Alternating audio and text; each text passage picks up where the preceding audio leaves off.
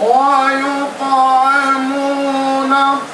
الطعام على حبه مسكينا ويتيما وأسيرا.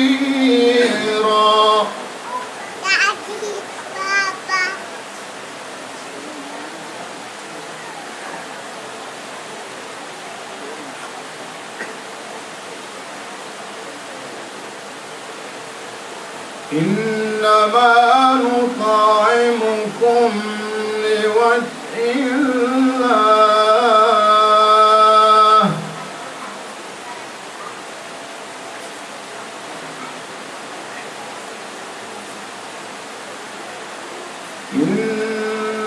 إنما نطعمكم لوجه الله لا نريد منكم جزاء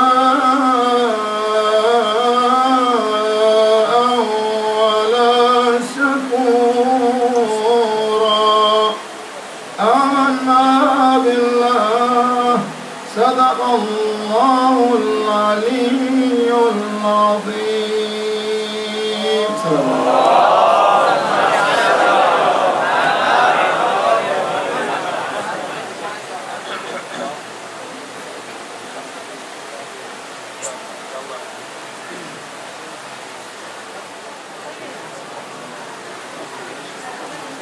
السلام عليكم ورحمة الله وبركاته.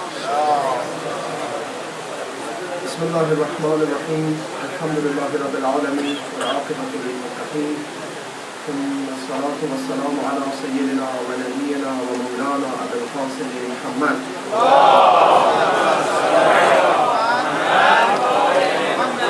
وعلى آله وصحبه المنتجبين. أعوذ بالله من الشيطان الرجيم. بسم الله الرحمن الرحيم. إنا أنزلناه في ليلة القدر وما أدراك ما ليلة القدر ليلة القدر خير من ألف شهر تنزل الملائكة والروح فيها بإذن ربهم من كل أمر سلام بها حتى مطلع الفجر.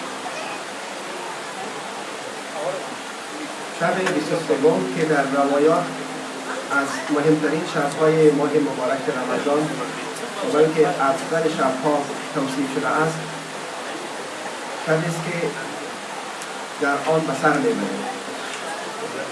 خدا را سپاس می‌گزاریم که در این شب به ما توانایی این را لطف فرمود که بتوانیم که در این مرکز ارزشمند در کنار شما مؤمنان و عزیزان در خدمت باشیم و بتوانیم که همه از همدیگر فیض بگیریم. امام حسن عسکری علیه السلام می‌فرمایند که اگر در ماه مبارک رمضان در سایر شب‌ها نتونستی که شب زنده‌داری داشته باشی، احیا کنی، شب 23 را دریاب. در بسیاری از راهنمودها دستیابی و کمالات و بسیار سهولت و آسانی توصیف شده. مهم این است که ما گام فراپیش بگذاریم و از خود یک همت نشان بدهیم. طفیل هستی عشقند آدمی و پری، عنایت به نماتا سعادت ببری. تمامی عالم از طفیل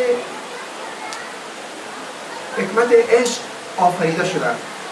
نکته اینجاست که ما یک عنایت کنیم، یک تحرک به خرج بدیم، یک توجهی به تعلیمات و آموزه ها مبذول بداریم تا از این نعمت شب قدر، از نعمت قرآن کریم، از نعمت رسول الله، اهل بیت و سایر مواهب بهره مند شویم.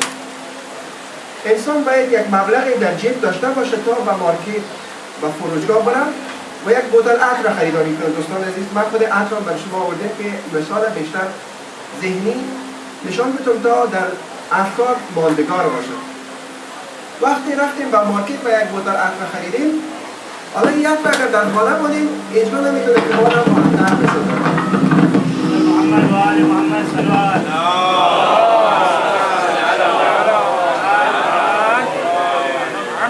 ما وقتی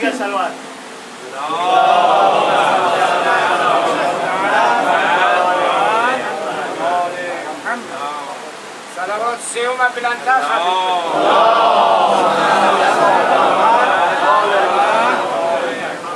ما وقتی میتونیم که از رایحه خوش عطر معطر شویم، خوشبو شویم که با خود زحمت بدیم، عطر خریداری کنیم، بعد عطر باز کنیم و در معرض خود قرار بدیم و این عطر اینطور فشار بدیم. بعدا حتی ببینید این شمال مانعی شد که رایحه خوش عطر به ما برسه، یعنی حتی این مانع هم باید نباشد.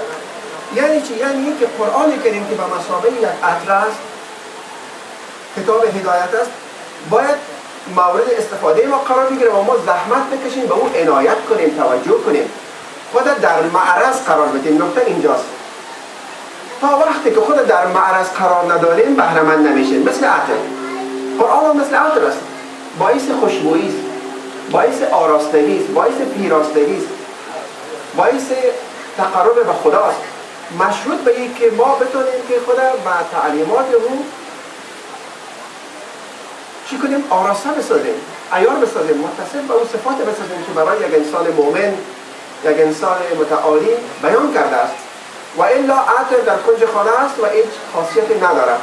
اینجاست که حافظ می‌فرماید که طفیل هستی عشقند آدمی و پری، عنایت بنما تا سعادت ببری.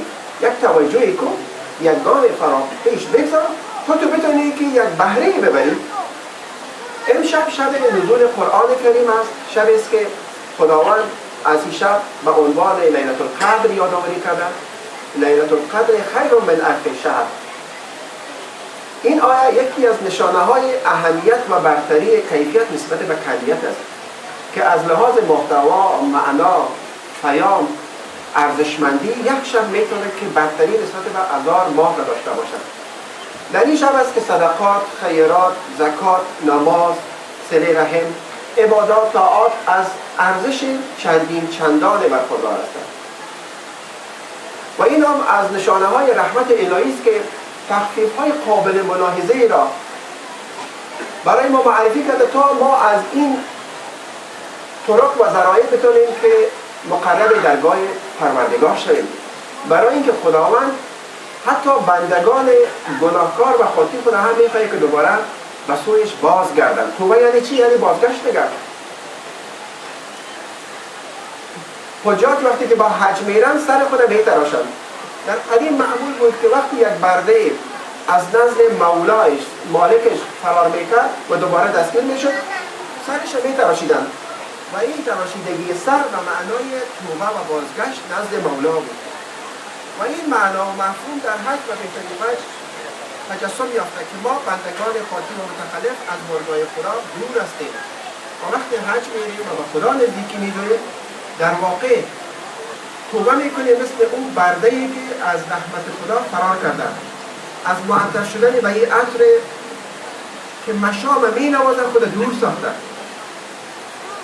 بنابراین قرآن کریم تعلیمات رسول الله حامل این ارمغان بسیار ارزشمند است که تاریکی ها را به روشنایی مبدل می کنند، زشتی ها را به زیبایی متغیر می سازند و ما را از خرافات، از تبعیضات، از زشتی ها و پلشتی ها به انواع و اقسام محسنات و کرامات راهنمود می سازند. Brothers and sisters, Assalamu alaikum wa rahmatullah. We are lucky enough to be alive in this very blessed night. Everybody needs to have a particular program in order to gain perfection. And the holy month of Ramadan is there to give us that chance to gain perfection, to get closer to Allah subhanahu wa ta'ala. And this holy night is a very major time in order to approach Him, in order to get access to Him. On this particular night, the Quran was revealed, a holy book, which is like a perfume. Quran is a book which should be used, otherwise it's not going to be giving us the blessings which it is required to give. There are so many people who do not use the perfume from the shops. Sometimes you might have it, but you don't use it. We need to expose ourselves in front of this perfume and then we will be smelling nicely. Otherwise, we are not going to be smelling nicely. So this is very important to take the perfume in the right direction and say again, yeah, again. Even the wind shouldn't be a preventative factor in order to gain that smell. Anyway, Quran is a perfume. It's there to beautify our manners and thoughts. But unfortunately, we are not using this bottle of beautiful smells. And the holy night of Laylatul Qadr is there in order to make the situation easier for us.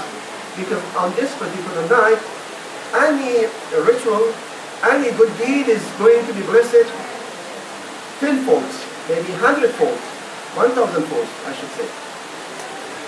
And Imam Hasan Askari says that if you can't have the chance to be alive on the other nights of the holy month of Ramadan, try to find the 23rd of the holy month and be awake.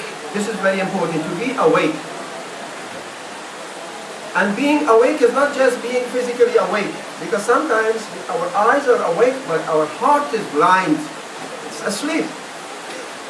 Toynbee, a great British scholar, a historian, says that Islam is a lion, but this lion is asleep.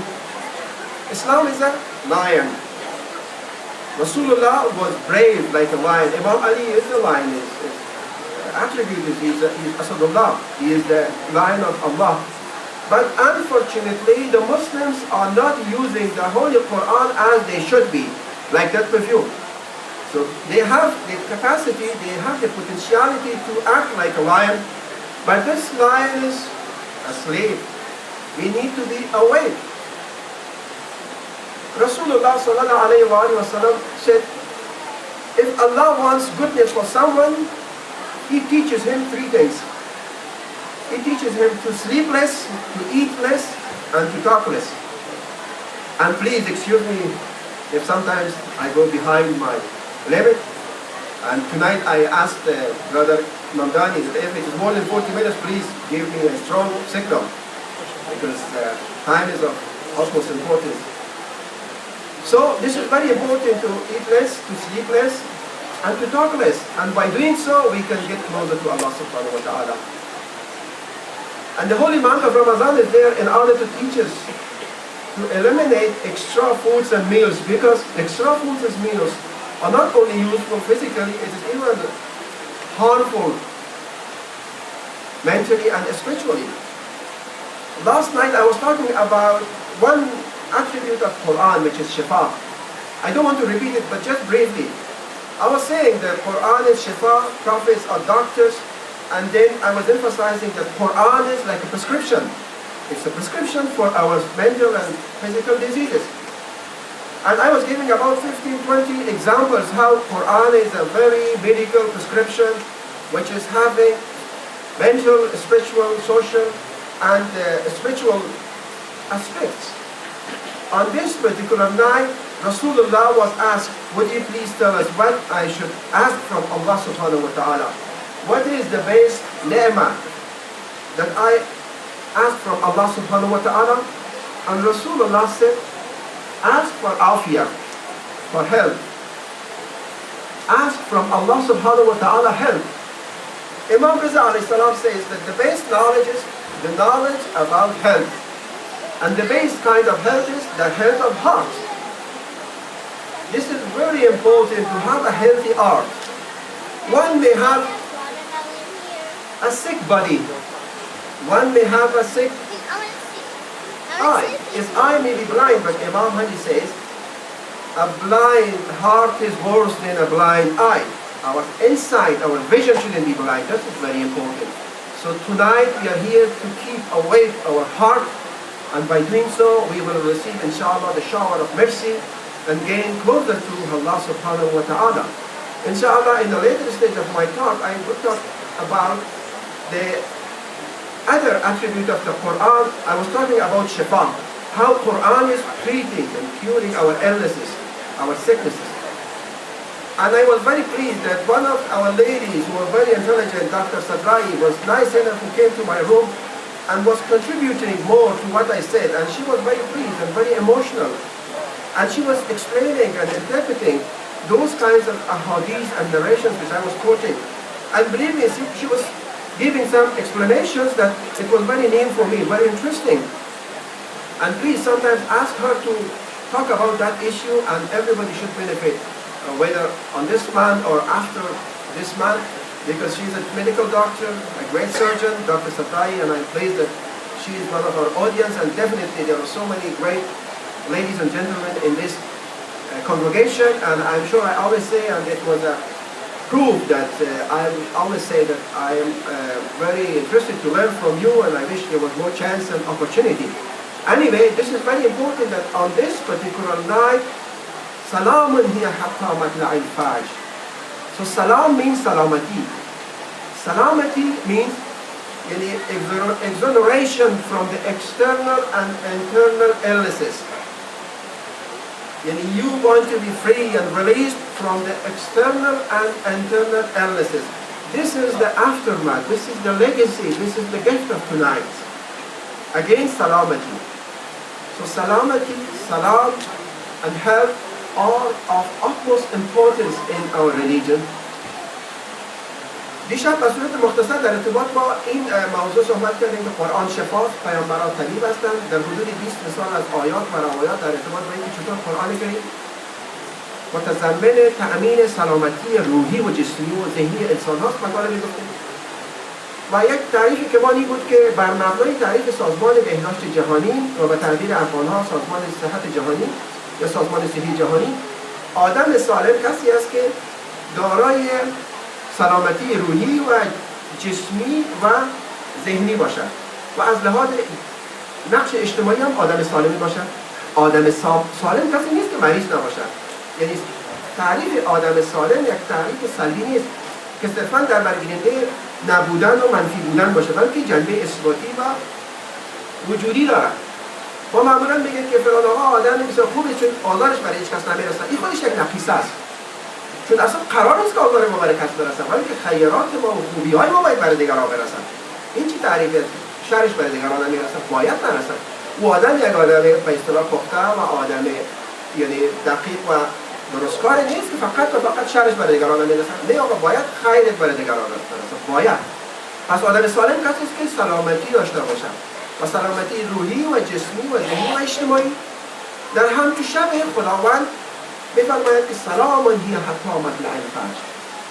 سلامتی بر آنانی که در این شب حقش را ادا میکنند تا سپیددم. سلامتی در دین ما و شما حرف اول میزنند. امام رضا علیه السلام می‌فرمایند که بهترین دانش سلامتی است و بهترین سلامتی قلب است. قلب دوستان عزیز همونطوری که می‌دانید در قرآن کریم بارها تکرار شده و کار پیغمبران پاکسازی قلب هاست. این که قلب چی تعریف و چی جزئیات داره مستلزم پردازش یک شب جداگانه است.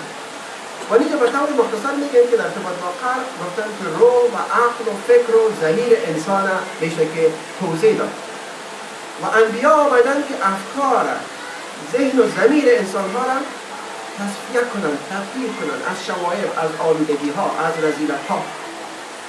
اینجاست که این نوع بیماری های بسیار متداول و بسیار معمولی در جامعه است و من دیشب گفتم که ام مزمن است و ام مخفی و از این خاطر خطرناک است. خب در همچو شب ما مطالبه سلامتی میکنیم، برای اینکه رسول خدا پرسیدند که یا رسول الله در شب قدر بهترین نعمتی که از خداوند استدعا کنیم کدام نعمت است؟ ایشان فرمودند که عافیت، بازم سلامتی. و از رسول خدا میفرماید که خداوند که خیر کسی را بخواهد برای او کم گفتن، کم خوردن و کم خوابیدن را تلقین میکند. چون فرشته ها شود آدمی کم خوردن و ارمغان ماه مبارک رمضان این است که انسان ها فرشته ها بلکه برتر از فرشتگان شوند و در این شب ما مأنوس میشیم با فرشتگان. این هم یکی از ویژگی های اعتقادات دینی است که امورات غیبی را با جزئیات برای ما بیان میکنند و این در حالی است که شما در این دانشگاه جزئیات عالم غیب، عالم روحانیت، عالم ملکوت نمیتونید که مورد شناسایی قرار بدید. در همچون شبی بگیم فرشته ها نازل میشن. خب این فرشته ها کجا هستند؟ الذین یؤمنون بالغیب و یقیمون الصلاة و مما رزقناهم ينفقون. انسان های مؤمن کسانی هستند که به عالم غیب ایمان دارند. در منطق یک اصلی است که میگن که کسی که اصل قبول نداشته باشه فرع را انکار میکنه. یعنی ما وقتی که خدای را نپذیریم، قیامت را قبول نداشته باشیم، آسمانی بودن قرآن را قبول نداشته باشیم، در این است که مسائل بعدی که در این کتاب مندرجه است نمیپذیریم. چون کسی که اصل قبول نداشته باشه فرع را انکار میکنه. حالت ما حالت اون آقایی است که یک وقت دعا میکنه میگه خدایا اگر وجود داری روح مرا اگر وجود دارد نجات بده. نمیشه که در شک و تردید و تزلزل بسر ببریم. نه، ما یقین داریم که خدای است معادی است و این کتاب آسمانی است و جای اثبات این مبحث و این مقوله هم امشب نیست، چون ما در کنار مؤمنان جمع شدیم و بحث خداشناسی و بحث اثبات وجود خدا یک بحث مجزای است که نمیشه که امشب به او بپردازیم. اما من توجه شما عزیزان به شکل بسیار جدی و معنا و محتوای دعای جوشن کبیر جلب میکنم. واقعا که خداشناسی را که اسلام بیان میکنه هیچ مکتب و مشرب دیگه بیان نمیکنه. در چند مورد قرآن کریم متمایز است، برتر است. یکیش مقوله خداشناسی است. توحیدی که در اسلام هست در این دعای دیگه نیست. خب در موقع دعای جوشن کبیر اگر ممکن باشه که ترجمه او قسمت رو یک توجهی کنید، واقعا که از خداشناسیتان لذت خواهید برد و عشق و شیفتگیتون رو به خدا بیشتر خواهد ساخت. خدای ما یک خدای بسیار خدای بی‌خاصیت، خدای بی محبت، خدای خشک و خالی و خدای به اصطلاح بسیار سرد و خنثی نیست. یک خدایی است که برای ما از حبل الورید، از رگ گردن ما نزدیکتر است، مهربان است، صمیمی است، غفور است، وهاب است، بخشنده است، عاشق عالم هستی است. از این خاطر است که این همه ابزارها و طرق گوناگون معرفی کرده که انسان‌ها به طرفش بازگردند. و پیام دین محبت است، دوستی است، عشق است. یک شب دیگه در این مورد صحبت خواهیم کرد. مطالب را که بعضی دوستا سوال کردن انتم اینجا و شب‌های جدایی را میکنن و اونا خواهیم پرداخت علیه ان شاء الله. پس این دعا را جدا مورد توجه قرار بدیم. پس این مسئله را باید در ذهن خود همیشه زنده نگه داریم که پیام دین شفا و سلامتی است. در همین شب ما به دنبال عافیت و سلامتی هستیم. سلامتی ایمان، سلامتی اخلاق، سلامتی جسم، سلامتی قلب، سلامتی تمامی اموراتی که در برگیرنده شخصیت ماست، رفتار ماست، گفتار ماست. در همین شب در اثر پرداختن به قرآن که قرآن نازل میشه، ما بیشتر خواهیم توانست که از این کتاب مقدس بهره‌مند خواهیم شد. در بخش بعدی ما در ارتباط با قرآن کریم چند مطلب مختصر خدمت شما عرض می‌کنیم. Brothers and sisters, there are so many names and attributes for the Holy Quran. The word Quran is one of the names of this holy book, but there are so many sifat or attributes like Tanzeel, Shifa, Bushra, Dhikr, Furqan, Hakim, and all of these names or sifats, attributes are mentioned in the Holy Quran. And we are, alhamdulillah, commemorating the revelation of the Holy Night on this particular man and on this particular night. When Allah subhanahu wa ta'ala calls someone or something on a particular name, it's not a formal procedure. No, it's a very genuine, real choice of the word. When Allah subhanahu wa ta'ala says that Quran is Hakim, Quran is a wise book, this is a wise book. There is wisdom, there is intelligence. Yasin wal Quran al Hakim, innaka lamin al mursalin ala siratin mustaqim. Hakim is a sifat or attribute which is related to the human being. But in this ayah, Allah subhanahu wa ta'ala is using this beautiful word for a book. And this is a book, but it is not a book in the very conventional sense of the word, meaning. No. It is a collection of information, vision, wisdom, guidance. One of the sifat of Quran is Huda. Huda means guidance. And we will be guided if we are walking under the guidance of the Holy Quran. When we walk and when we drive from this point to a destination, there are guidelines on the roads. And these guidelines make our access to our destination easier. In California, the traffic signs are better than so many other states. And these signs make our movement, our maneuver easier. So that is what Quran is coming from. It's a guidance in order to guide us in the right path. It's there to direct us towards salvation, towards pleasure, towards happiness, towards healthy state of mind and heart. Quran is bushra. Bushra means good news, glad tidings. Quran is a good news. It's not a bad news, it's not sad news, but because we are sinful, then there are prophets who are Bashir, they are also Nadir. They are giving warning. And they're warning us that if you go to this direction, you will hit a tree, you will hit a mountain, and you will kill yourself. And Imam Ali says that he who gives you warning, indeed he gives you good news. He gives you glad tidings.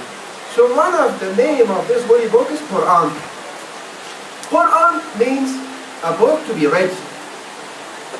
This is very sad that most of the times we come across so many important terms in Islam, but we don't focus about the meanings. That's why I was saying, please pay attention to the meanings, to the content of these prayers, supplications, the verses. It is of utmost importance that all of us should know the translation of the Holy Quran, because Quran means a book to be read. And unfortunately, we kiss this book, and we like it and we respect it, but we do not benefit from it as much as we should. Again, like the bottle of perfume, it's there, but we don't expose ourselves to Quran. Why there are so many people who are reluctant towards the teachings of Quran? Why? One of the reasons is because they do not expose themselves to the teachings of Quran. The moment when you expose yourself, like a lot of people in the United States and in the Western world, after 11 September, there was an inquisitive attitude towards learning Quran. So a lot of people try to find out what is Islam, what is Quran, who is Prophet Muhammad, peace be upon him. So they expose themselves to Quran and they became Muslims. And that's why in this decade, the number of the rivers are tripling. And this is a good news for us, although the cause may be sad, which is sad, but because people expose themselves, so that's why they gain wisdom. So Quran means a book to be read. اقرأ باسم ربك الذي خلق خلق الإنسان من علق اقرأ وربك الأكرم الذي علم بالقلم علم الإنسان ما لم يعلم. There are certain qualities of Islam which makes Islam or Quran better, superior than so many other religions and holy books. And it's not only me who says that, it is the non-Muslims, the scholars from different societies, communities who admit this reality. Allah subhanahu wa ta'ala in the Surah Waqi'ah says that لا يمسه إلا المطهرون. This book cannot be touched except by those who are purified. So this is a very unique book. You need to purify yourself externally and internally. Among them, you need to have wudu in order to gain access to this book. This is a very unique book that even looking at this book increases our sight. And later Allah subhanahu wa ta'ala says that these Arabs who are not Muslims and ignore it, they think that this is a very nonsense, unwise book. But they are foolish to say this, we should say. Voltaire, the great French scholar, who is one of the founders of the Renaissance in the Western world, said that there is no single verse in the Quran which is a childish verse. Because in some holy books there are very childish, immature verses. Goethe, another German scholar, said that no nation is able to bring something better than Quran. Neither we, nor people who are coming in the later generation will be able to bring something like the Holy Quran.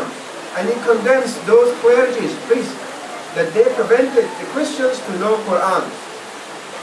And according to one school of thought, he reverted to Islam Because he says that if Islam means to submit yourself to the will of God, I am a Muslim. And he is a very great man. So, Giorgio, who was a Romanian foreign minister about 6 years ago, he has written a book about our Prophet, and the name of the book is Muhammad, the Prophet to be known again. To be understood once again. And his book has been translated in Persian, a very nice book. In that book he says that I would like to congratulate Muslims for the fact that their first verse starts with Iqra. Iqra, as you know, means read. Read, ladies and gentlemen, please read Quran, please read Nahj al-Balagha, please read Du'a Jawshan al-Kabir, and read it with the intention to gain meanings, messages. Otherwise it's not going to be benefiting our mind and heart if we just rely on the Arabic version. Yes, Quran, it is beneficial, but the other books, we need to go into details. So Quran is there, and the Holy Book is starting with the term Iqra. And he says, I congratulate, because no other religion has this kind of first verse, which is so intellectual and wise. Charles used to say that among different religions and holy books, it's only Islam and Quran who believe that the universe is having a kind of intelligence. So only this holy book is talking about the fact that in the part and parcel of this universe, there is intelligence, there is action and reaction. The wall, the stone, the bricks, the sand, the tree, all of them have feelings, but they have a different intelligence, they have a different feelings. They are alive. So that's why in the Quran it has been mentioned that they are making tasbih. They are making tasbih of Allah subhanahu wa ta'ala. Yani they are having some sort of intelligence. So Quran is a unique book. Islam is a unique, a superior religion. Madeleine Albright used to say that among different religions, it is only Islam which is the most democratic religion. And she says in her book, Mighty or Almighty, that I'm sorry that I didn't study Islam before. I wish I had studied Islam before occupation of the foreign ministry in the US cabinet. Anyway, all these references of the qualities of Islam shows that this is a very superior religion, and we can't equalize it among different religions. So one of the great quality of this holy book is that this holy book is starting with read. And the meaning of the Quran is to read. And when we read, we need to take notes. We need to exchange these informations. We shouldn't just read. We need to ask questions. We need to refer to the interpretation of Quran, to the tafsir. And alhamdulillah, nowadays there are so many interpretations available on the internet. And by accessing these informations, we will feel better. We will act better. We will think better. Because as you know, Quran is there to give shifa for our diseases. It's a guidance. It's nur. One of the other attributes of Quran is nur. It is furqan. Because furqan means differentiation between right and wrong, between beauty and ugly, between falsehood and truth. And as much as we need and know more Quran, we will be able to differentiate between different kinds of information, different kinds of subjects. Sallu ala Muhammad wa ala Muhammad.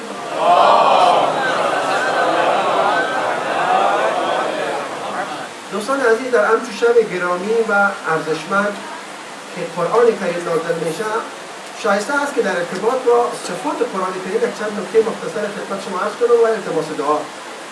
ما دارای اسمای در ارتباط با قرآن کریم هستیم و دارای صفاتی در ارتباط با قرآن کریم هستیم. مثلا قرآن یکی از اسمای همین کتاب مقدس است، ولی این کتاب مقدس صفاتی هم دارد. مثلا حکیم، فرقان، هدا، بشرا، شفا، هدا و بسیاری از صفات دیگه که حالا نمیشه که در مورد اکرامش صحبت کرد. یکیش مثلا کتاب است. علامه اقبال میفرماید که فاش گویم آنچه در دل مضمر است، این کتاب نیست چیز دیگر است، چون که در جان رفت جان دیگر شود، جان چو دیگر شد جهان دیگر شود. بگه این کتاب در واقع اصلا کتاب نیست، یک مجموعه از حقایق است که بر انسان نازل شد تا بشریت هدایت شد. و من میخوایم این رو بگویم که وقتی که در جان آمیخته شد، جان چو دیگر شد جهان دیگر شود، چون که در جان رفت جان دیگر شود. وقتی این کتاب در روح ما و در ذهن ما و ضمیر ما عجین شد، سرشته شد، احساس ما، افکار ما متحول میشه، متغیر میشه، اونجاست که ما افراد دیگرگونه میشیم. پس عمده مسئله ای است که ما بر مبنای اعتقادات و تعلیمات روح خود و رفتار خود بنیان بگذاریم. اینجاست که اون معلومات جز ذاتیات ما میشه، روحیات ما را تشکیل میده. باید برای همه ما این سوال مطرح باشه که واژه‌های خاصی که در اسلام هست، از جمله مثلا خود مثلا اسم قرآن دارای چی معنا و محتوایی هست؟ قرآن یعنی کتاب خواندنی و در ارتباط با اسلام چند نظر داده شده، حتی غیر مسلمانان که برتری و عظمت قرآن و اسلام نشان میدن که ایرا حتی غیر مسلمانان میگن. مثلا آقای گورگیو که کتاب نوشته به نام محمد پیغمبری که از نو باید شناخت، میگه که من با مسلمانان صلی الله علیه و آله و سلم تبریک میگم که اولین پیام کتابشان با خواندن شروع میشه، اولین آیه. بعدا میگه هیچ دینی دارای این ویژگی نیست که پیام دینش با خواندن شروع شد. بوتا میگه که در تمامی عالم اگر شما کتابایش مطالعه کنید چیزی بالاتر از قرآن وجود نداره و میگه نه ما و نه نسل‌های بعدی میتونن که همچین کتاب را معرفی کنن. و حتی یک نظر است که این عالم، ادیب و وزیر آلمانی که 2 سال قبل زندگی میکرد مسلمان شد. بوتا میگه که در قرآن یک آیه کودکانه نیست. ببینید این مسئله را خود قرآن متعرض شده در سوره واقعه که اعراب جاهل که مسلمان نشدن اونا میگن که این کتاب یک کتاب سست و کتاب ضعیف است، یک کتاب سطحی است. ولی یک عالم باید مثل ولتر که از مؤسسین رنسانس تجدید حیات در اروپا است درک کرده، شناخته که قرآن یک کتاب بسیار جدی است. حتی اخیراً یکی از دانشمندان غرب در ارتباط با انجیل گفت که انجیل یک مطلب بسیار جدی نداره ولی قرآن داره. و حتی بزرگترین مقام مسیحی در انگلستان گفت که ما بهتر است که مشکلات اجتماعی خود بر اساس نسخه قرآن حل کنیم که سرش بسیار اعتراض شد. از مهمترین رهبران کلیسای انگلیس هستند. همینطور در ارتباط با برتری های قرآن کریم مارتین آلبرایت و اسلام میگه که هیچ دین به اندازه اسلام دموکراتیک نیست. و چارلز میگفت که تنها قرآن است و اسلام است که معتقد به این است که در عالم شعور وجود داره. هیچ کتابی، هیچ دین این حقیقت یا این نکته را بیان نکرده. به خاطر از اینکه در قرآن کریم ذکر شده که تمامی موجودات خدا را تسبیح میکنند. ما سمیعیم و بصیریم و خوشیم، با شما نامحرمان ما خاموشیم. مولانا در ارتباط با مادیات، جامدات و اشیاء محیط ما حول ما میگن. پس ما در یک جهان با شعور زندگی میکنیم و بر همین مبنا است که باید شعور و آگاهی داشته باشیم که در همچین یک جهانی که مملوء از آگاهی و بینش است، اگر حرکت‌های ما حساب شده نباشد بر روح خواهیم خورد و بلکه با فرق به زمین اصابت خواهیم کرد.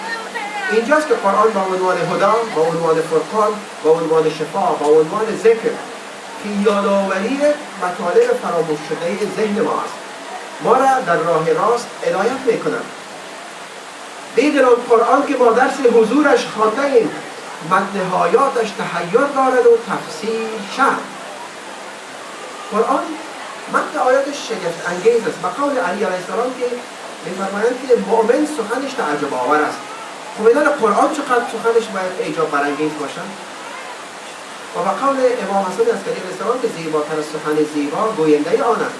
اون خدایی که کتاب فرستاده چقدر زیباست. ما بسیاری وقتا به کتاب یا به امام یا به عبادات آنقدر متوقف میشیم یا منحصر کنه میسازیم که به اصل کم توجه میکنیم.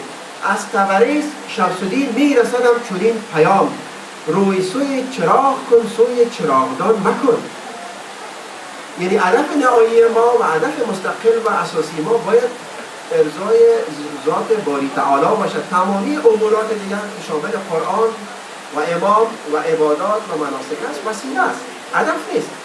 خب با این وسایل ما میتونیم که تاریکی ها را بزداییم، روشنی ها را منتشر بسازیم و این حقیقت که قرآن کریم کتاب برانگیزاننده دانش و آگاهی و بینش است، این واقعیت است که مسلمان ها با اون معترف هستند و این چیزی است که نشان میده که ما چقدر باید این مطلب که در همچو شبیه همچو یک کتاب مقدس نازل شده و پیامش و ارمغانش سلامتی است و رحمت است و عفو و آمرزش گناهان است. باید این پیام جدی بگیریم. صلوا علی محمد و آل محمد.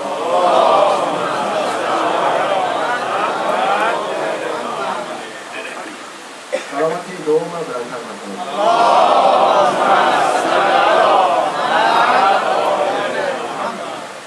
سلامتی سوم برای نشادی ارواح امواتتان بلندتر است.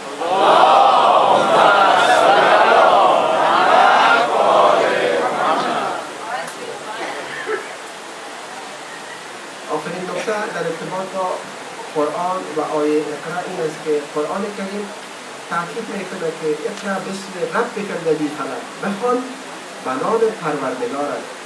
قرآن کریم تاکید بر تعلیم و تربیت دارد، تاکید بر آموزش و پرورش دارد، نه صرفا دانش محض. من فقط یک حدیث از امام علی علیه السلام میگم ولی اون را تفسیر نمیکنم، فقط با عنوان فوت فوتات باشد. امام میفرمایند که کسی که علمش بیشتر از عقلش است، علمش باعث گرفتاریش میشه. این مشکل بسیاری از تحصیل کرده های ما دارد. این مشکل قسما تمدن غرب داره که علمش بیشتر از عقلش است. علامه اقبال میفرماید که ادب پیرایه نادان و داناست، خوشان کو کز ادب خود را بیاراست. ندارم آن مسلمان زاده را دوست که در دانش فزود و از ادب کاست. اینجاست که تعلیم توأم با تربیت کتابی که در برگیرنده آموزش و پرورش است. ماه مبارک رمضان و شب قدر که ما را هم از لحاظ فهم و هم از لحاظ فضل عروج و تعالی میبخشد، باید مقصد و مرام ما باشد. در همچون شب انشاءالله که بتونیم که هم تقرب الهی را به دست بیاریم و هم بتونیم که در فتره این تقرب و تعلیم توأم با تربیت در ساعات بعدی و روزها و هفته‌ها و ماه‌های بعدی دست پیدا کنیم. انشاءالله که اقدام نماییم. بر محمد و آل محمد صلوات.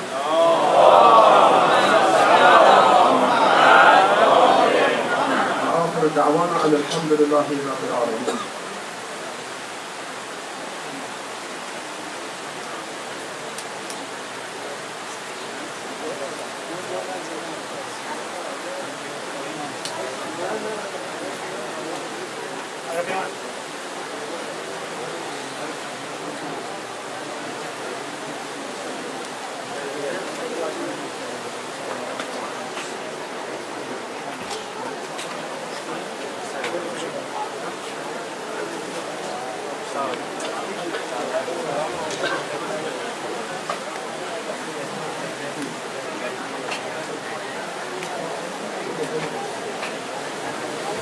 خواهرها برادرها توجه کنید، چند لحظه بعد اعمال شروع میشه. قبل از اینکه اعمال شروع از برادر گرامی ما استاد محترم سید زکی حسینی تشکر میکنیم، برای سلامتیشان صلوات بلند ختم کنیم.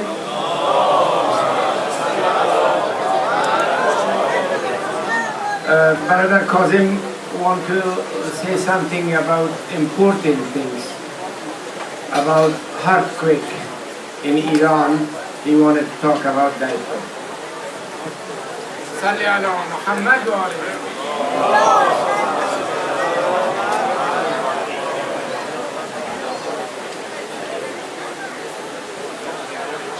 Assalamu alaikum wa rahmatullahi wa barakatuh. As we are aware, tonight is the night of Qadr. Tonight, our fate is fixated for next year. One of the things that is very recommended to start this night with giving sadaqah. Sadaqah, whatever we can give. And as you have heard the news, there was an earthquake in Iran yesterday, and at least in the first reports 200 people have died. And we're going to circulate the bowl now for you to give sadaqah in that cause, and whatever money now being collected will be sent to Iran for this earthquake cause. So we'll circulate the bowl this time. It is for you to give sadaqah. As we give sadaqah for daily, it is for that day. If we give the sadaqah tonight, it is for our whole year. It can help us change our fate that is being written for us tonight, to change it to something better. as with sadaqah, and we avoid any difficulties that are coming from our own action or from a bala that is coming towards us from Allah. He may change it because of our behavior and our actions. So we'll circulate the bowl now, and in the meantime, please have a Quran Kareem with you before we start the Amal. Sallu ala Muhammad wa ala Muhammad.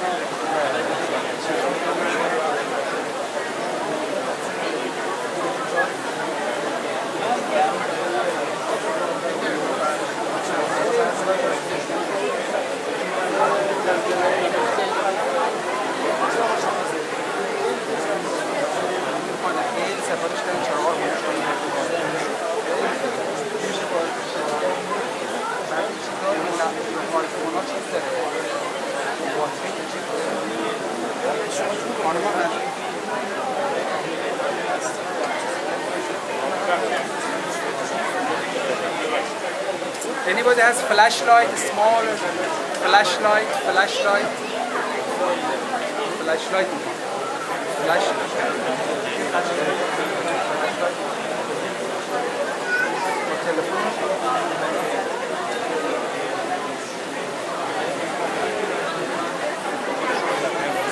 okay. How long is it? It should be good for at least half an hour. Half an hour? Okay. How should 10 and 1 and first? Push that button.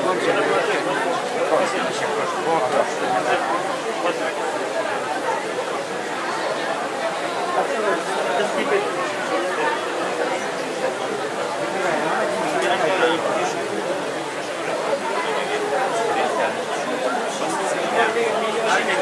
Thank